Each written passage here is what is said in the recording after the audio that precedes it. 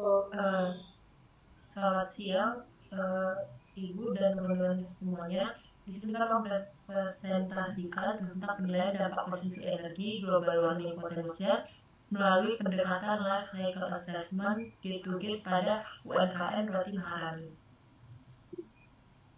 Selanjutnya, anggota kami beranggotakan Wulan Febriani, Sulianti Sinaga, Putri Ananda Aulia, Febri Sendiri, dan saya sendiri, Sarah Devi Catering.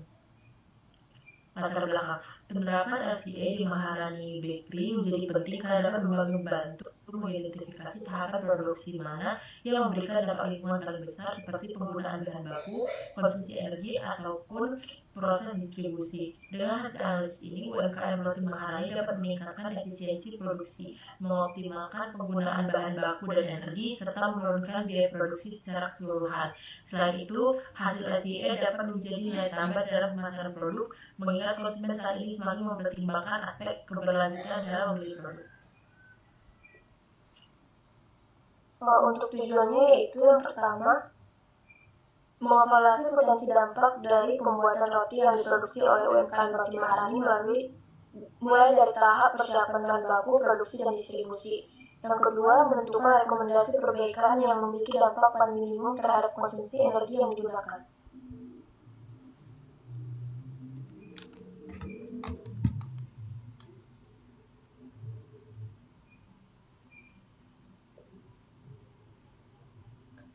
Adapun batasan penelitian di sini yaitu menggunakan pendekatan gate to gate yang mencakup tahapan persiapan bahan baku, proses produksi roti.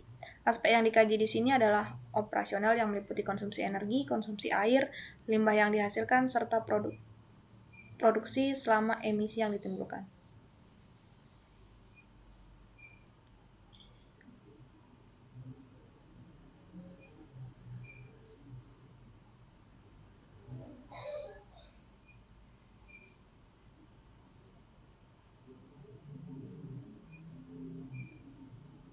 Selanjutnya ada ruang lingkup. Pendekatan gate to gate digunakan dalam penelitian ini karena fokus pada proses produksi internal di UMKM Roti Maharani dimulai dari penerimaan bahan baku utama seperti tepung hingga roti tawar siap untuk didistribusi. Dengan pendekatan ini, analisis dampak konsumsi energi dapat lebih terfokus pada tahapan-tahapan produksi yang dapat dikendalikan langsung oleh UMKM tanpa mempertimbangkan proses ekstraksi tepung dari gandum ataupun penggunaan produk oleh konsumen. Selanjutnya itu unit fungsi. Unit fungsi dalam kajian LCA ini adalah ukuran yang digunakan untuk menggambarkan tujuan atau fungsi dari produk yang dianalisis. Ini penting agar perbandingan dampak lingkungan antara produk yang berbeda bisa dilakukan dengan adil.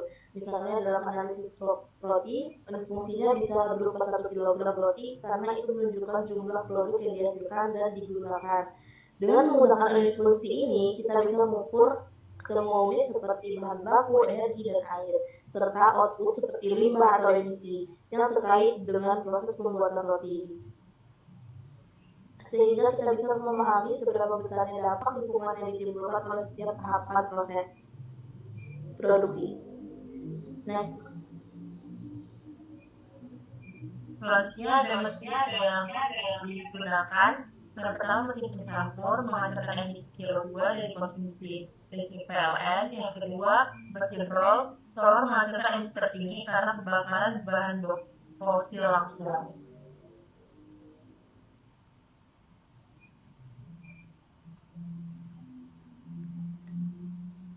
Kemudian ada oven menghasilkan emisi signifikan karena konsumsi energi tinggi untuk proses pemanggangan. Lalu ada mesin pemotor tawar yang menghasilkan emisi CO2 dari konsumsi listrik PLN.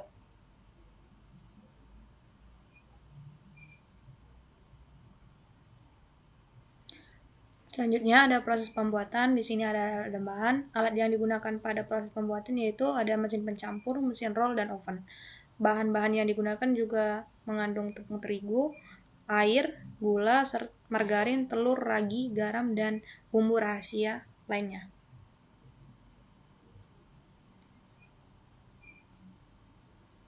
Selanjutnya itu proses diagram alir, di mana awal proses dimulai dari penimbangan, dimasukkan semua bahan-bahan yang telah disebutkan, lalu outputnya keluar bahan baku dan cangkang telur.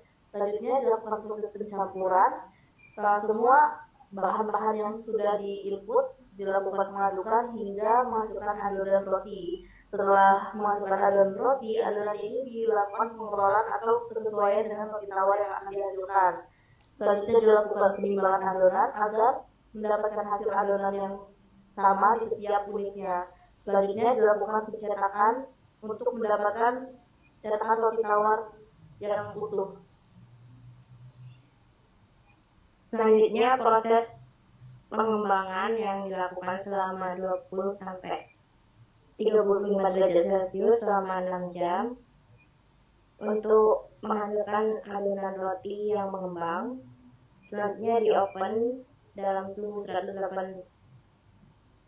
derajat Celcius dalam waktu 20 menit. Yang dihasilkan roti mengembang.